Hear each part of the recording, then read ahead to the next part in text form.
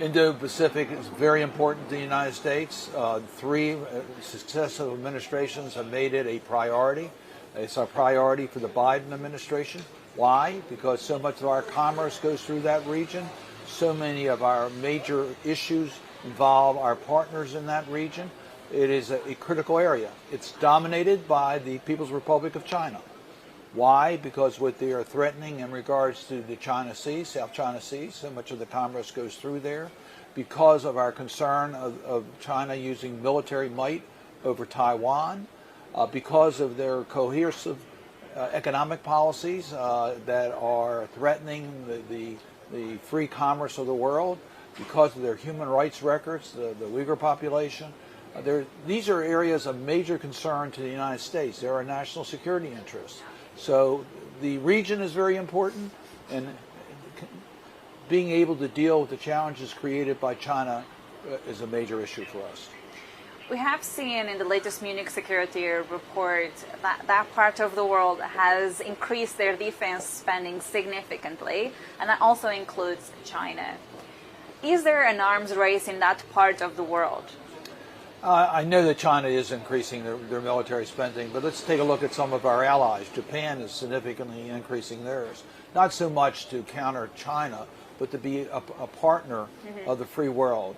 Right now, the front line is Ukraine, and what happens in Ukraine affects the Indo-Pacific region. I think Japan understands that. I think our allies in the region understand that. So yes, we are seeing that region recognize there are security concerns. And those security concerns may be global in one region, will come to another region.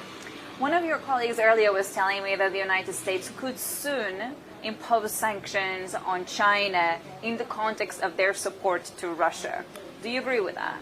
We have imposed sanctions against Russia. We expect countries to honor those sanctions, not just the United States. It's been the free world, the global community has imposed sanctions against Russia because of its incursions into Ukraine.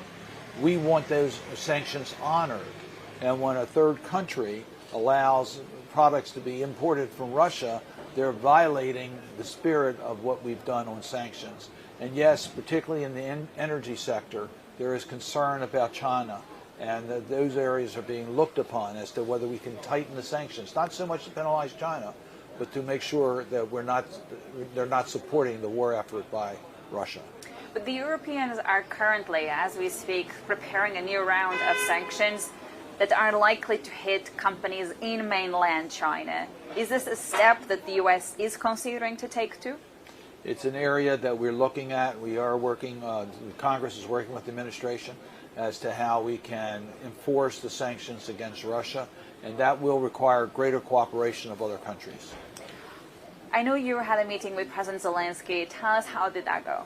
You know, President Zelensky is incredible. We thanked him for his inspirational leadership. The people of Ukraine have been unbelievable in their ability to defend their country. I don't think most people thought 2 years ago that Ukraine or President Zelensky would be able to hold back the Russian military. Ukraine has caused tremendous damage to Russia's military might, and we need to be with them. President Zelensky's message was very clear. We need the weapons. We need the continued support. We're in this fight. We're going to win it, but we need your help in order to win it. And right now they have shortages, and those shortages are having an impact on the battlefield. So please understand the urgency of these requests. That was his message. We need action soon. Can the U.S. take action soon? The United States has been with Ukraine, will continue to be with Ukraine.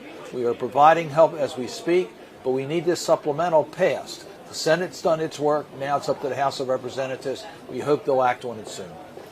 When you talk about it soon, what's the realistic timeline here? Well, every day is affecting the circumstances on the ground. So every day is critical. So we hope that when Congress resumes its session, this will be a top priority. Get it done.